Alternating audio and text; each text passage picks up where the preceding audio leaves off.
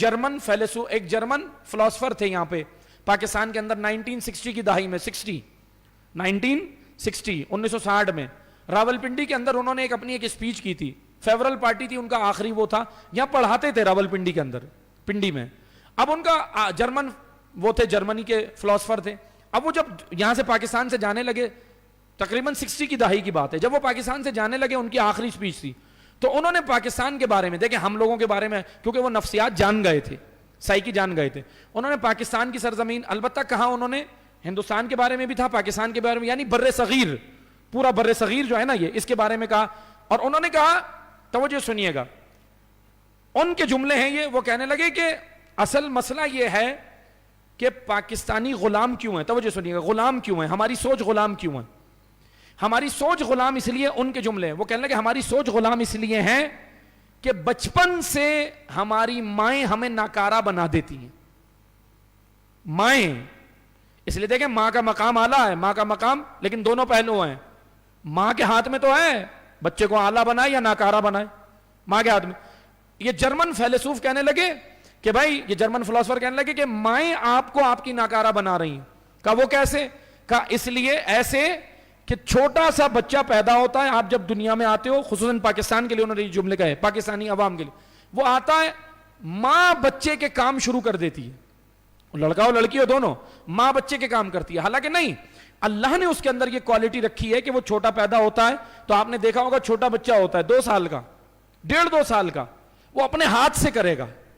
آپ اس کو کھلانے کی کوشش کریں، کہے گا نہیں میرے آگے رکھو میں کھاؤں گا. کرتا ہے نا چھوٹا بچہ، یہ دیکھا ہے آپ نے.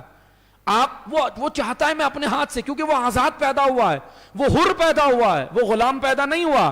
اللہ کی خلقت میں کوئی کمی نہیں ہے. اللہ کی خلقت فتبارک اللہ احسن الخالقین، بابرکت ہے وہ ذات جس نے انسان خلق کیا، یہ اشرف المخلوقات. خلقت میں کوئی کمی نہیں ہے. ہمارا معاشرہ ہمیں خراب کر دیتا ہے، ہمارے رویے. اب وہ بچہ آپ دیکھیں چھوٹا سا ہے، وہ سارے کام کرنا چاہتا ہے، لیکن ماں باپ کیا کرتے ہیں؟ اپنے ہاتھ سے اسے چھین لیتے ہیں. نہیں، میں یہ مشورہ دوں گا، چھوٹا بچہ ہے، دسترخوان لگائیں، کپڑے گندے کر رہا ہے، کچھ بھی کر رہا ہے، وہ سب کرنے دیں، لیکن اس کو اپنے ہاتھ سے کام کرنے دیں. وہ خود کھائے کھانے دیں، وہ دیگر کام کرنے دیں.